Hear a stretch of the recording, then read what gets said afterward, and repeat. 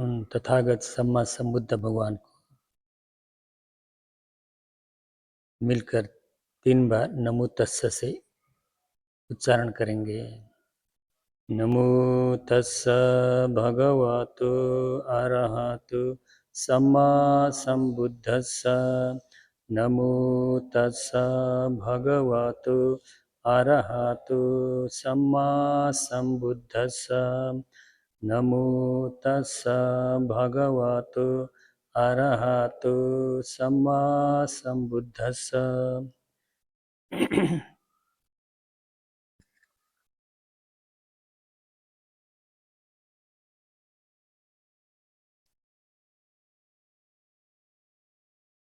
आज थोड़ा व्याकरण के बारे में हम डिटेल से बताएंगे।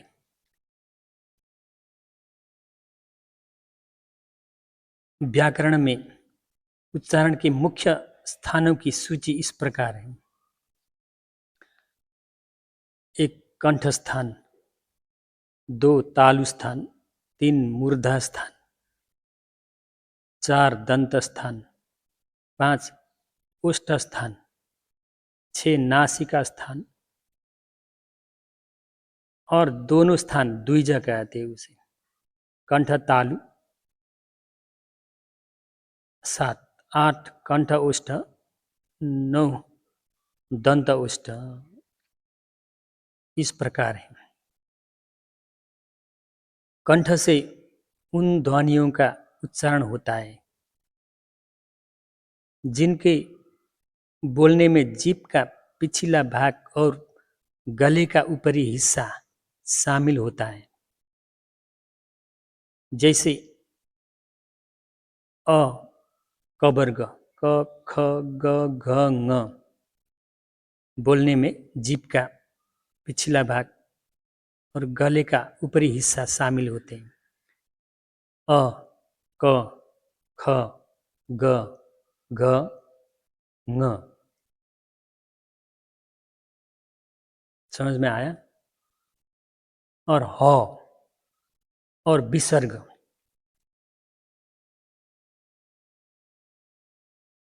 इनमें कंठस्थान। और नंबर 2 कंठ के बाद आता है तालु, जिससे ई ई च वर्ग च छ ज झ ञ य और स का उच्चारण होता है।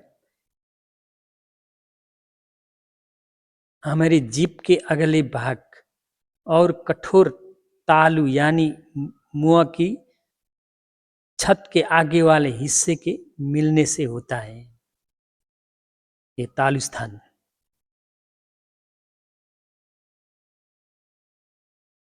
नंबर 3 फिर मूर्धा, जिससे री ट वर्ग ट ठ ड ढ अण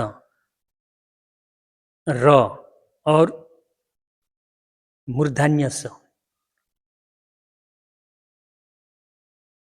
इनका उच्चारण हमारी जीभ के ऊपरी हिस्से जिसे मूर्धा कहते हैं वहां से होता है।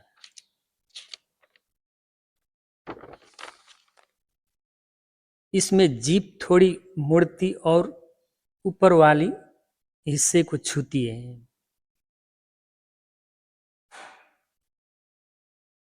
ट बोल के दिखाओ। ट ट हाँ? जीभ थोड़ी मुड़ती है ना। ट ट ऊपर वाले हिस्से को छूती है। ट ट ठ ड ढ अण। और नंबर 4 दंत से लरी त थ द ध न ल और स निकलते हैं। त थ द ध न का उच्चारण जब हम करते हैं तो जीभ दांतों के पीछे वाले हिस्से पर लगती है। त थ द ध न। जीभ दांतों के पीछे वाले हिस्से पर। नंबर 5, ओष्ठ में उ और प फ ब भ म आते हैं। इनका उच्चारण हमारे दोनों ओठों के मिलने से होता है। प फ ब भ म, इसको ओष्ठस्थान है, ओठ का स्थान है। ऊपर वाले दंत स्थान दंत से होते, दांत से आते। नंबर 6, नासिका से प्रत्येक वर्ग का पांचवा अक्षर और अनुस्वार बोला जाता है। इसके अलावा और 2 कंठ तालु से ए और ऐ का उच्चारण होता है। कंठ ओष्ठ से ओ और औ बोले जाते हैं ना, ओ और औ, कंठ ओष्ठ। 2 स्थान वाले ए ओ औ, ओ औ कंठ ओष्ठ, ए ऐ कंठ तालु, और वो का क्या है, दंत ओष्ठ, वो, क्योंकि स्थानकरण प्रयत्न एग्जैक्टली होना चाहिए ना, स्थान उसका उच्चारण अशुद्धि हो तो सामने में नहीं बन सकते, बहुत जरूरी है ना। उपतो शुद्धि होना चाहिए सामने के लिए, गुरु शिष्य दोनों से अच्छा तरह से स्पष्ट उच्चारण करना चाहिए त्रिशरण को।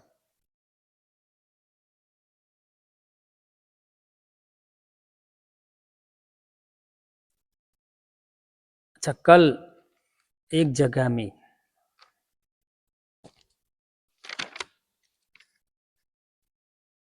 जगह में थोड़ा सा वस्त्र पहनने पर बताया था, उसके जगह में केश मुंडन के अंत में ये परिवर्तन करना पड़ेगा। जैसे उपमा दिया था ना कल, सूर्य को प्रतीक्षा करने वाले कमल जैसे केश मुंडन के अंत में अरहंत प्राप्त हो जाते हैं। ये कल थोड़ा सा यहाँ बदलना पड़ेगा।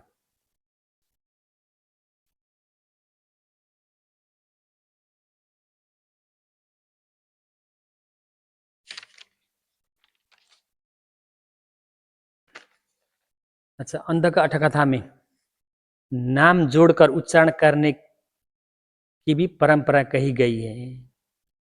नाम जोड़कर,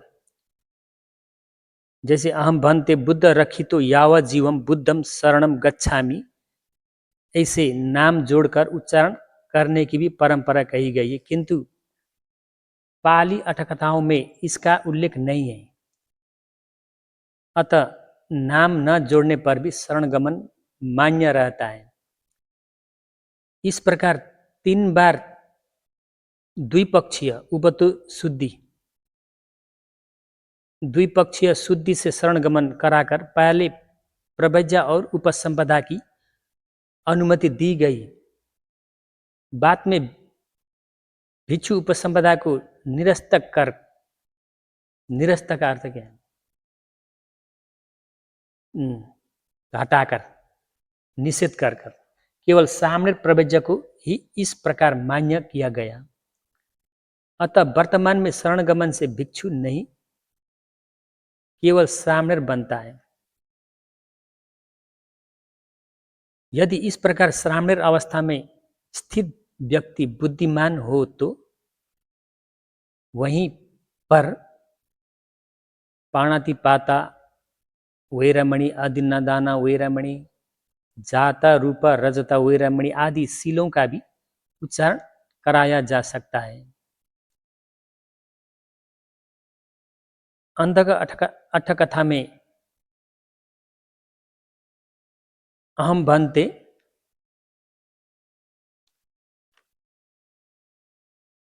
इथ नामो यावा जीवम पाणाति पाता वैरमणि शिक्षाबदम समाधियामी।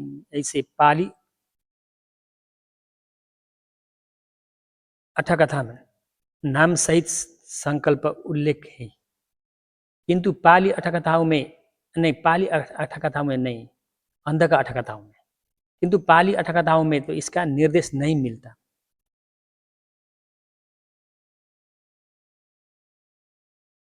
पाली में जैसा है वैसा ही उच्चारण करना चाहिए। सामवेद की अवस्था केवल त्रिशरण से पूर्ण होती है। शीलों को आगे चलकर अभ्यास के लिए जाना जाता है।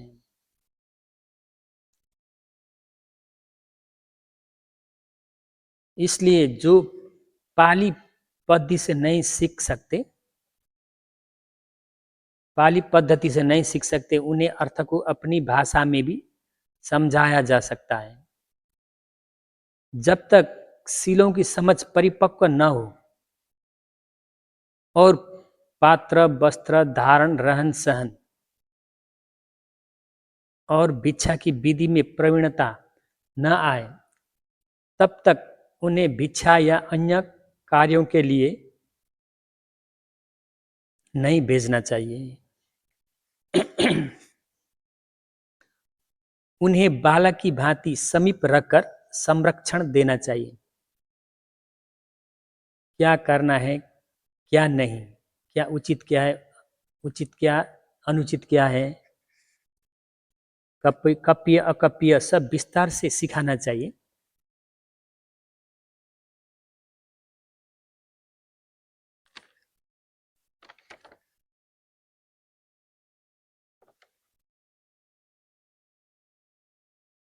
आचरण और व्यवहार संबंधी आभि समाचारी का शीलों में, आभि समाचारी का शील का अर्थ भिक्षुओं का शील आचरण, उपजाय व्रत, आचार्य व्रत, सेनासन व्रत आदि सब एग्जैक्टली व्रत कर्तव्य पालन करने वाले को अभिसमाचारी का व्रत कहते हैं ना। अभिसमाचारी का शीलों में, शेखीय खंडक व्रतों में जैसे आया है वैसे मुताबिक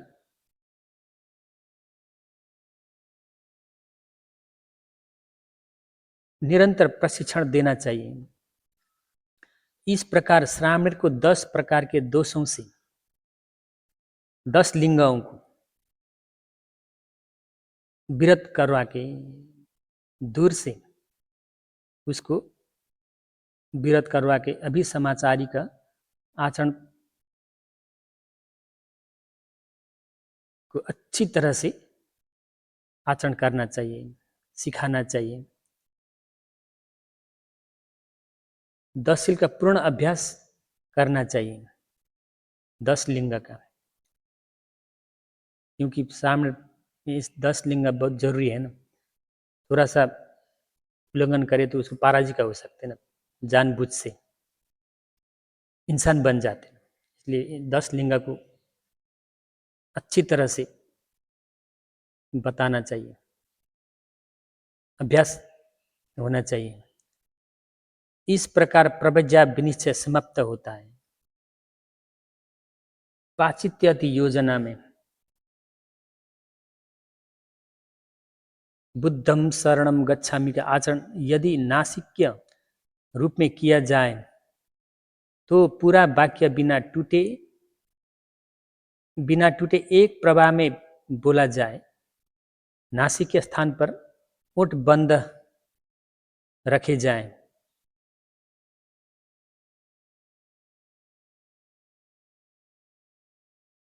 बुद्धं शरणं गच्छामि, पृथक रूप में कहा जाए तो बुद्धं शरणं, उसको पृथक पृथक बुद्धं शरणं, बुद्धम एक विराम, शरणम एक विराम, गच्छामि एक विराम, इस प्रकार 3 बार स्पष्ट विभाजन से बोला जाए। इस स्थिति में ओठ खुले हो इस प्रकार निर्देश दिया गया। लेकिन मकारांत में तो मकारांत में ओट खुला जाए।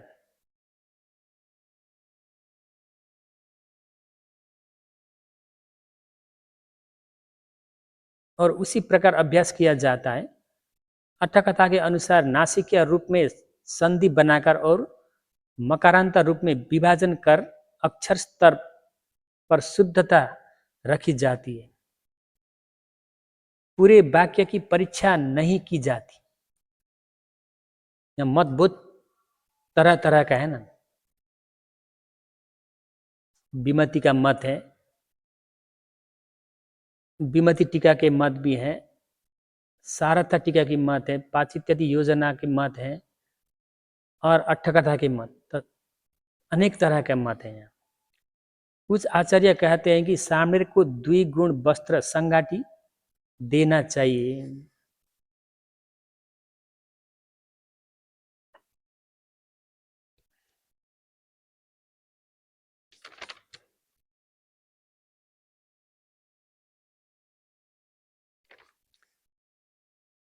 परंतु अन्य आचार्यों के अनुसार संगाटी शब्द सभी प्रकार के वस्त्रों को सूचित कर सकता है। प्रसंगानुसार कहीं द्विगुण वस्त्र, कहीं तीन पेचीवरी का।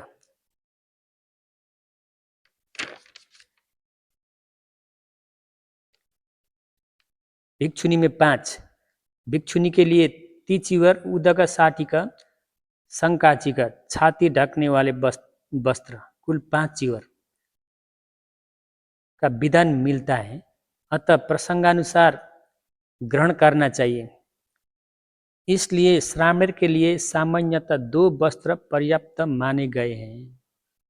संघाटी और चीवर का अर्थ एक ही माना जाता है।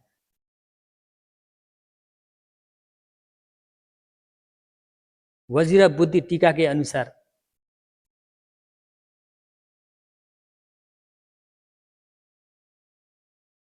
खंड सीमा में ले जाना यह वचन केश मुंडन आदि क्रिया को सरल बनाने के लिए कहा गया है। अपलोकन करना जरूर नहीं पड़ता ना, खंड सीमा में ले जाए तो। अगर भिक्षु को भी, सामने को भी, जो भी हो, अपलोकन बिना करके खंड सीमा में ले जाकर केश मुंडन आदि क्रिया को बना सकते हैं।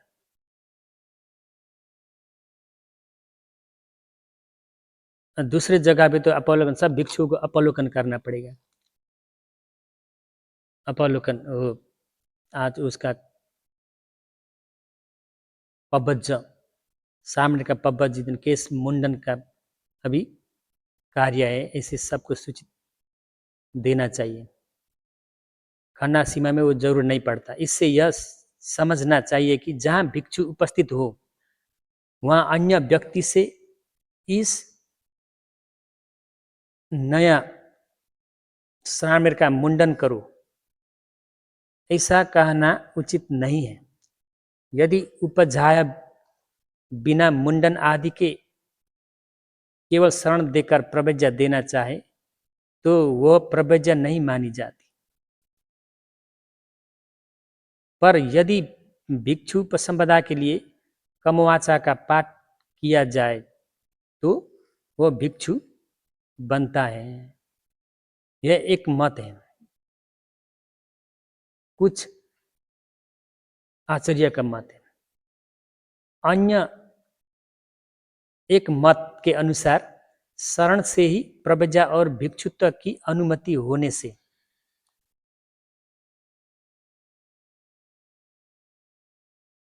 वस्त्रहीन व्यक्ति भी भिक्षु हो सकता है। अन्य एक मत यह है कि सामान्य व्यक्ति पर कमवाचा का प्रयोग नहीं, बल्कि श्रामेर पर किया जाता है। योग्यताओं के 5 प्रकारों में केवल श्रामेर होना पर्याप्त नहीं।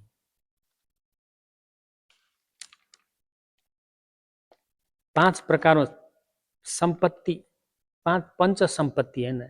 1 वथु संपत्ति, 2 न्यति संपत्ति, 3 सीमा संपत्ति, 4 कमवाचा संपत्ति, 5 परिषद संपत्ति। इन पंच संपत्ति में से वथु संपत्ति को साम्य होना चाहिए ऐसे नहीं बताता है। अबब पुकल 11 अबब पुकल और पाराजिका और ऊनविशति 13, इन 13 में से मुक्त हुए तो भिक्षु तो संभव है। वथु संपत्ति होकर भिक्षु उपसंपदा हो सकते हैं। दोष से मुक्त होने पर ही भिक्षुत्व संभव होता है। इन दोषों से मुक्त होने से अबब पुगल नहीं होना चाहिए, पाराजिका नहीं होना चाहिए और ऊनविशति 20 वर्ष पूरा होना चाहिए। अबब पुकल तो 11 तो समझता है ना। पंठे पच्छन पंचानन दूसम उपव्यंजनम पंडक हेय संवासक तिथ्य पक्कंतक त्रिछान पंचानंद्रिय 5 और भिक्षुनी दूषक और उबतो व्यंजन 11 और पाराजिका पहुँचने वाले और ऊनविशति 20 वर्ष पूरा नहीं होने वाले, ये 13 व्यक्ति से मुक्त होने से भिक्षु हो सकते हैं। इस निर्णय समझता है। सारस्वत दीपिनी टीका के अनुसार मुंडन, वस्त्र धारण और शरणगमन इन तीनों या इनमें से 2 का भी संपादन करने वाला, प्रवज्ञा देने वाला कहा जाता है। तचा पंचक कमठान केसालुमा नखा दंता तचा में बाल को रूप वर्ण से भी, आकार से भी, गंध से भी, आश्रय से भी और स्थान से भी, इन सब दृष्टियों से अशुद्ध और घृणास्पद बताया जाता है।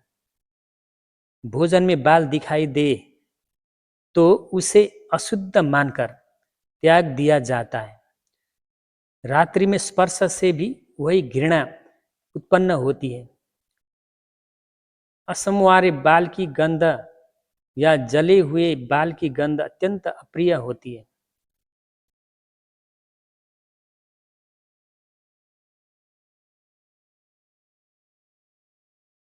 क्योंकि बाल शरीर के अशुद्ध तत्वों से उत्पन्न होते हैं। पित्त, कफ, पीप और खून आदियों को आधार करके आचरण कारण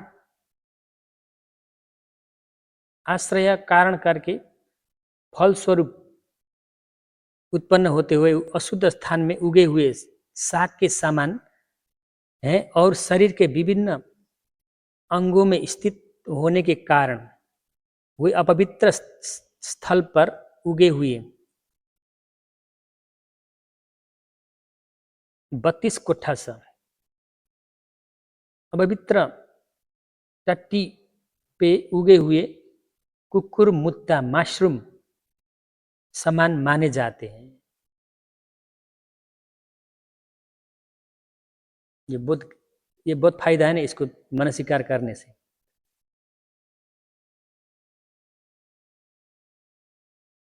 बाल जीवित सत्वा नहीं है। यह खोपड़ी को आवृत करने वाली त्वचा में उत्पन्न होता है।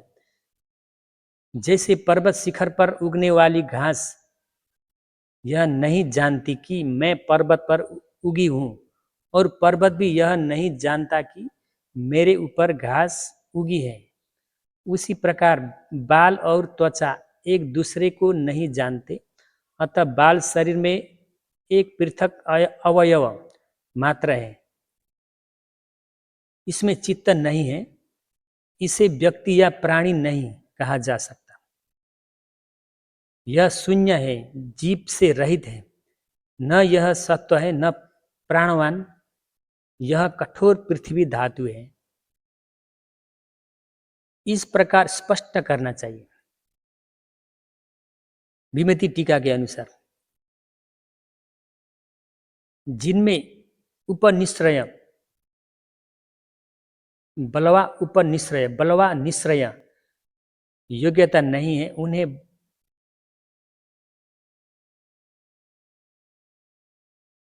बुद्ध यही भिक्षु द्वारा उपसंपदा नहीं देते।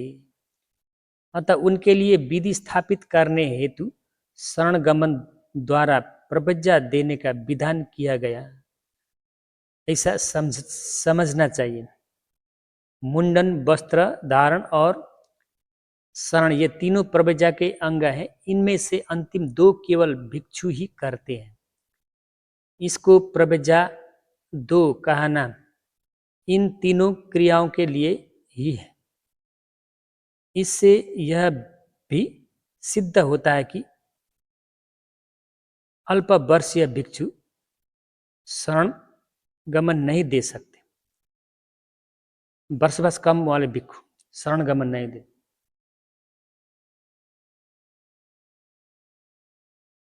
दो अन्य कर सकते, क्योंकि खुद उपजाए गुरु शरण गमन देना चाहिए। छोटा वाले भिक्षु शरण नहीं दे सकते ना। एक ही बिहार में बिना अन्य भिक्षुओं के सूचित किए किसी से मुंडन करवाना उचित नहीं। बिना अपलोकन करके वस्त्र मांगते समय सकल दुख निस्सरण निबानस सच्चीकरण थाया आदि कहकर स्वीकार कराया जाता है। जो उपजाय गुरु देता है वो उपजाया कहलाता है। जो आचार संस्कार सिखाता है, दंड, लिंग, सेखीय और विनय व्रत कर्तव्यों को सिखाता है, वो आचार्य कहलाता है। यदि उपजाया गुरु ने स्वयं ही प्रशिक्षण दे तो वही आचार्य भी होता है। यदि उपजाया गुरु स्वयं कमवाचा का पाठ करता है तो वही कमवाचा आचार्य भी माना जाता है। इससे यह मत निरस्त होता है कि उपजाया कमवाचा नहीं कर सकता। ये निषेध कर दिया, उपजाया ने कमवाचा नहीं कर सकता, ये इस वचन से निरस्त कर दिया।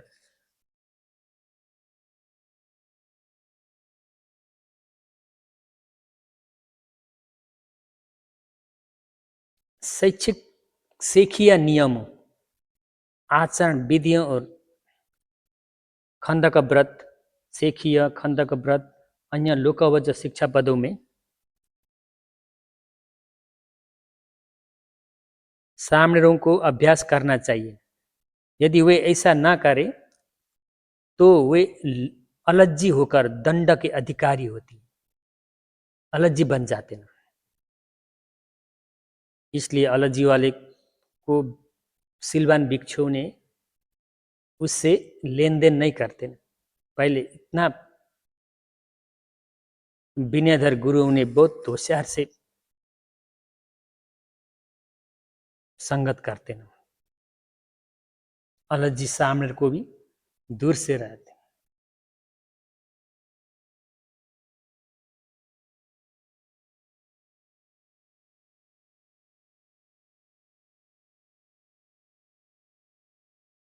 नया सामने के मुंडन के समय चिंतन, इस शरीर में बाल, रोम, नख, दांत, त्वचा ये सभी रूप से, आकार से, गंध से, आश्रय से और स्थान की दृष्टि से अशुद्ध है। ये न प्राणी है न जीवित सत्व। ये कठोर पृथ्वी धातु है। यह मेरा नहीं, मैं नहीं, ये अनित्य, दुख और अनात्मा है। इस प्रकार या यहाँ श्रामण की बुद्धि के अनुसार।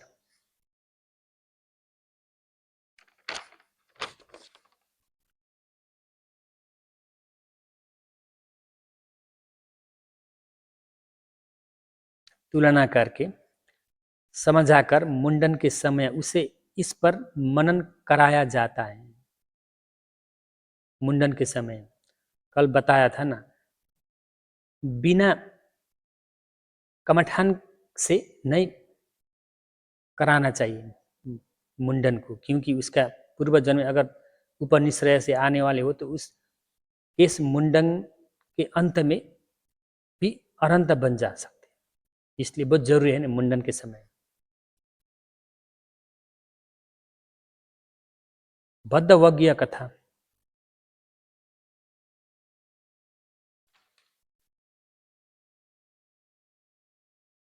उस समय वर्षावास के पश्चात भगवान ने भिक्षुओं से कहा, भिक्षुओं, उचित चिंतन और प्रयास से मैंने अतुलनीय अरहत फल को प्राप्त कर लिया है, उसे प्रत्यक्ष किया है। तुम भी उसी प्रकार उसे प्राप्त करो, उसे प्रत्यक्ष करो, अर्थात अरहत फल में स्थित होकर समय व्यतीत करो। तब मार निकट आकर बोला, हे भिक्षु, तुम देवों और मनुष्यों के क्लेश रूप बंधनों में फंस गए हो, तुम मेरे हाथ से नहीं बच सकते। भगवान ने उत्तर दिया, मैं उन बंधनों से पूर्णतः मुक्त हो चुका हूं, तुम पराजित हो। यह सुनकर भगवान मुझे पहचानते हैं, ऐसा सोचकर मार दुखी होकर अदृश्य हो गया, अंतर्ध्यान हो गया।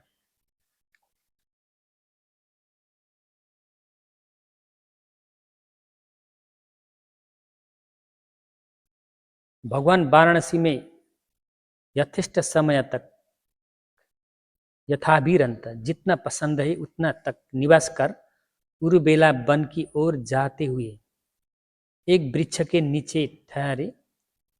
उसी समय भद्दवज्ञ नामक 30 राजकुमार अपनी अपनी पत्नियों के साथ वन में विचरण कर रहे थे।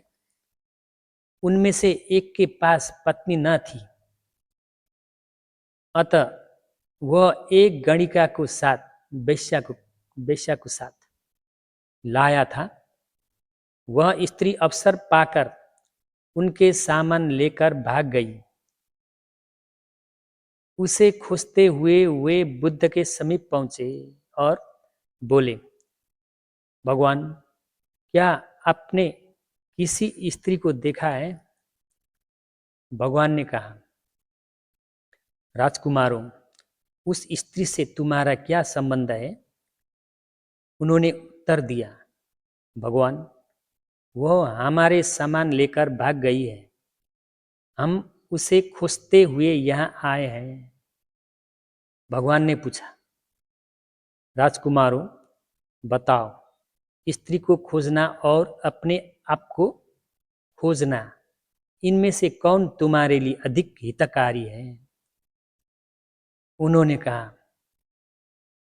भगवान, अपने आप को खोजना ही हमारे लिए हितकारी है। भगवान ने कहा, यदि ऐसा है तो बैठो, मैं तुम्हें धर्म सुनाऊंगा। उन्होंने सहमति दी, प्रणाम किया और उचित रूप से बैठ गए। भगवान ने क्रमशः दान आदि की कथा सुनाई और 4 आर्य सत्यों का उपदेश किया। तब उन्होंने धर्म चक्षु प्राप्त किया, या निम्न 3 मार्ग प्राप्त किए और यही भिक्षु द्वारा भिक्षु बन गए।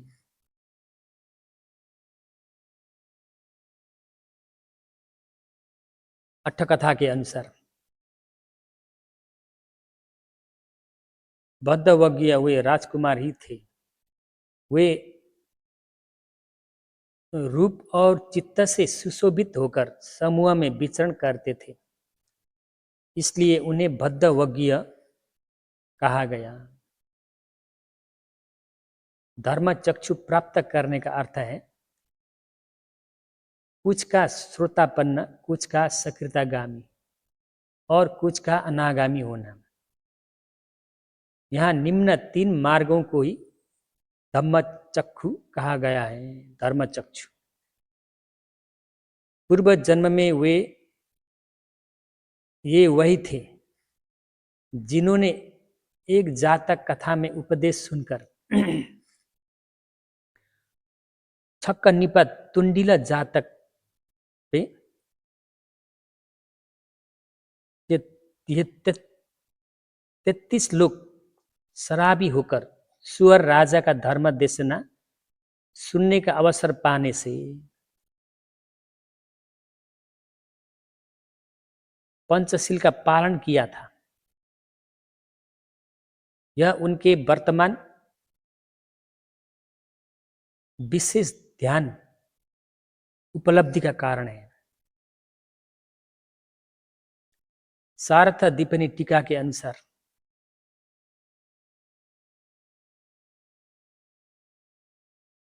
बुद्ध किसी स्थान पर न तो अपूर्णता के कारण ठहरते हैं, नहीं पूर्णता के कारण अधिक समय तक रहते हैं।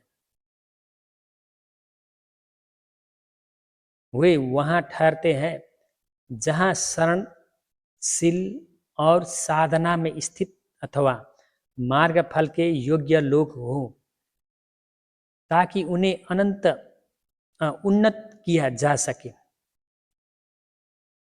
जहां ऐसे लोग नहीं होते वहां वे आगे बढ़ जाते हैं। यही यथाभिरंत का अर्थ है। यथाभिरंत, जितना पसंद है उतना ठहरते हैं। सहस्त्र ऋषि का कथा।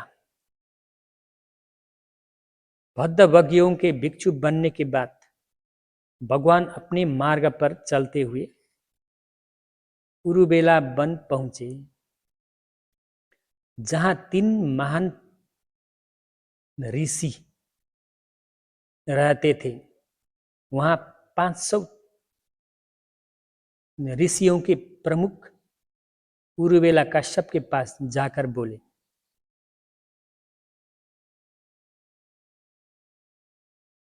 कश्यप, यदि तुम्हें कष्ट न हो तो मैं अग्निगृह में एक रात्रि ठहरना चाहता हूं। भगवान ने कहा।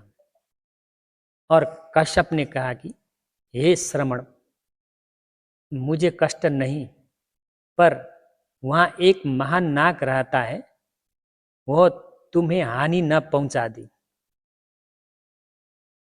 उसने 3 बार मना किया, पर अंततः बुद्ध ने कहा, वह मुझे हानि नहीं पहुंचा सकता, अनुमति दो। अनुमति मिलने पर वे अग्निगृह में गए, घास बिछाकर बैठे। नाग ने उन्हें देखकर क्रोध में धुआं और अग्नि छोड़ी। बुद्ध ने भी अपनी शक्ति से बिना उसे क्षति पहुंचाए अग्नि और धुआं उत्पन्न किया। पूरा अग्निगृह प्रकाश से भर गया। ऋषि बाहर खड़े होकर सोचने लगे, ये महाश्रमण तो अत्यंत सुंदर है, पर अब नाग के द्वारा नष्ट हो जाएगा। प्रातःकाल बुद्ध ने नाग की शक्ति को शांत कर उसे अपने पात्र में रखकर कश्यप को दिखाया। कश्यप ने सोचा, यह महाश्रमण शक्ति वाला है, यह नाग को भी वश कर सकता है, पर यह मेरे समान अरहंत नहीं है। निरंजरा नदी के तट पर आदि दीर्घ गाथाओं में इन घटनाओं का काव्यात्मक संकलन किया गया है। उरुबेला काश्यप इस शक्ति से अत्यंत प्रभावित हुआ और बोला, हे श्रमण, यहाँ निवास करो, मैं निरंतर आपकी सेवा करूंगा। यह प्रथम रिद्धि शक्ति चमत्कार माना गया। अट्ठकथा के अनुसार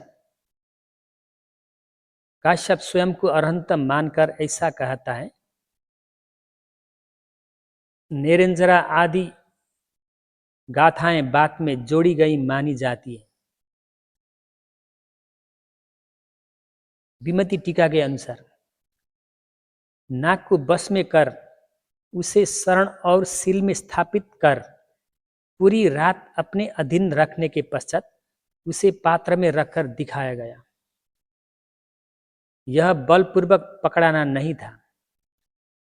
कुछ प्राचीन मतों में इसे कमल पत्र पर स्थित बताया गया है। यह उनकी व्याख्या है।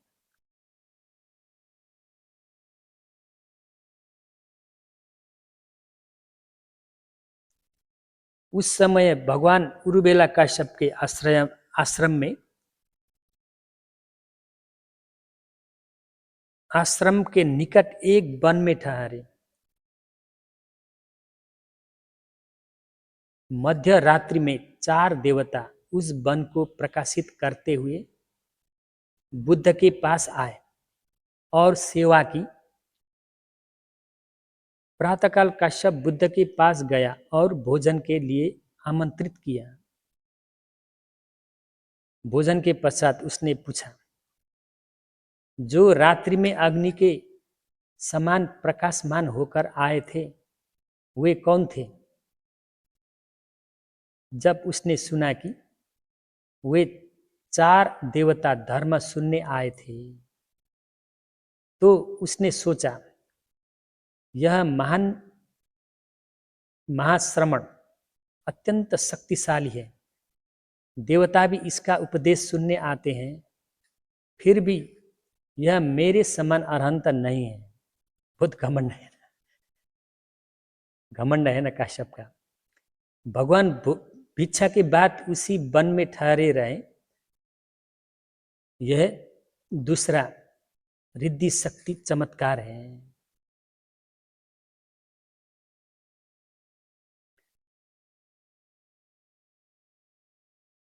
एक दिन शक्रदेव आया और सेवा की।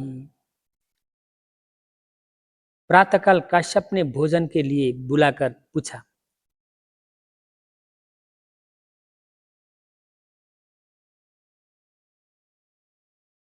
महाश्रमण, जो रात्रि में अत्यंत प्रकाशमान होकर आया था वो कौन था?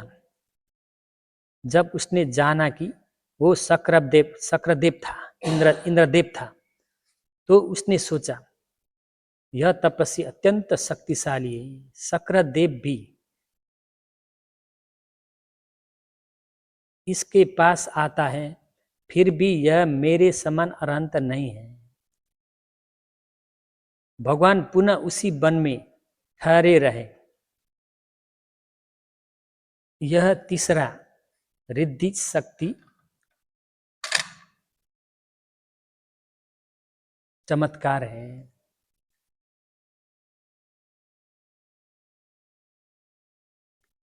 एक दिन महाब्रह्मा सहम्पति आया और सेवा की। प्रातःकाल काश्यप ने पूछकर जब यह जाना तो उसने सोचा, यह महाश्रमण महान शक्ति वाला है। ब्रह्मा भी इसके पास आता है, फिर भी यह मेरे समान अरहंत नहीं है। भगवान उसी वन में निवास करते रहे। यह चौथा महारिद्धि शक्ति के चमत्कार हैं।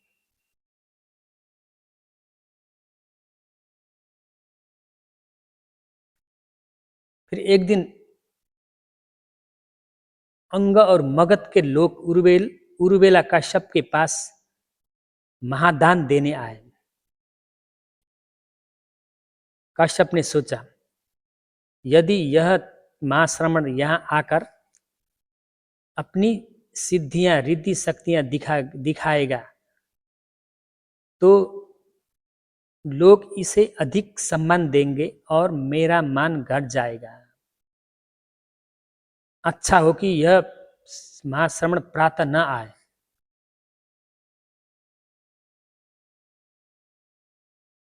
उसने ऐसा सोचा। उस दिन भगवान नहीं आए। वे उत्तर कुरु में भिक्षा लेकर अनवतप्त झील के पास भिक्षा कर दिन भर वहीं रहे। अगले दिन जब काश्यप ने भिक्षा के लिए बुलाया तो उसने पूछा, महाश्रमण, कल आप क्यों नहीं आए? आपके लिए विशेष भोजन रखकर प्रतीक्षा कर रहे थे। भगवान ने कहा कि कश्यप, क्या तुमने यह नहीं सोचा था कि मेरा न आना ही अच्छा होगा? मैं तुम्हारे विचार को जानकर ही उत्तर कुरु गया और वहां दिन भर रहा। यह वचन को सुनकर काश्यप ने सोचा, यह महाश्रमण महान शक्तिशाली है। यह मन के विचार भी जान लेता है, फिर भी यह मेरे समान अरंत नहीं है। भगवान भिक्षा के बाद उसी वन में ठहरे रहे। ये पांचवा रिद्धि शक्ति चमत्कार है।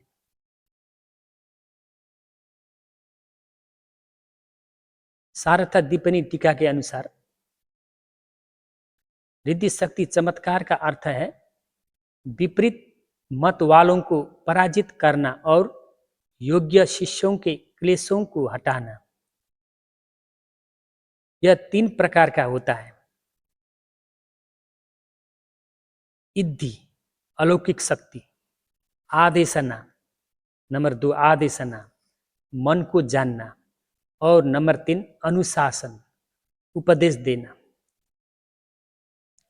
इनमें रूपांतरण अदृश्य होना आदि इद्धि चमत्कार है। दूसरों के मन को जानकर कहना आदेशना है और ऐसा सोचो ऐसा करो जैसे उपदेश अनुशासन कहलाते हैं। यहाँ विशेष रूप से इद्धि चमत्कार की बात की गई है।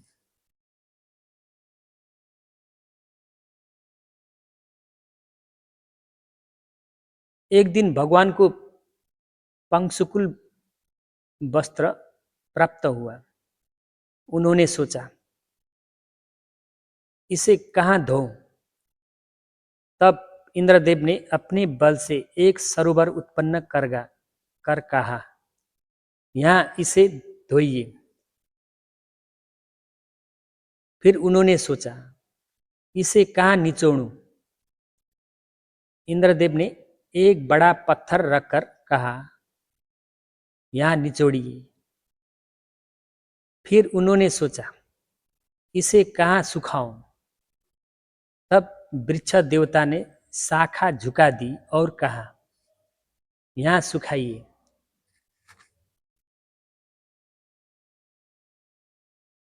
फिर उन्होंने सोचा, इसे कहाँ फैलाऊं? इंद्रदेव ने एक पत्थर रखकर कहा, यहाँ फैलाइए।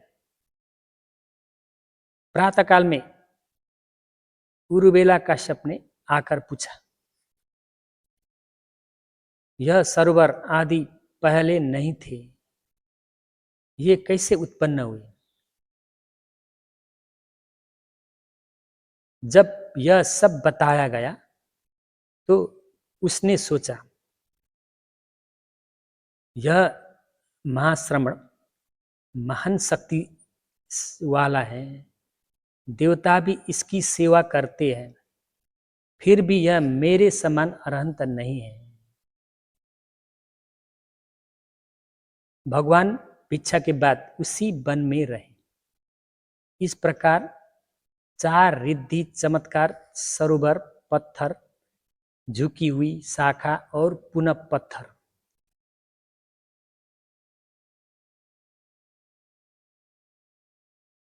अच्छा, आज इतना है।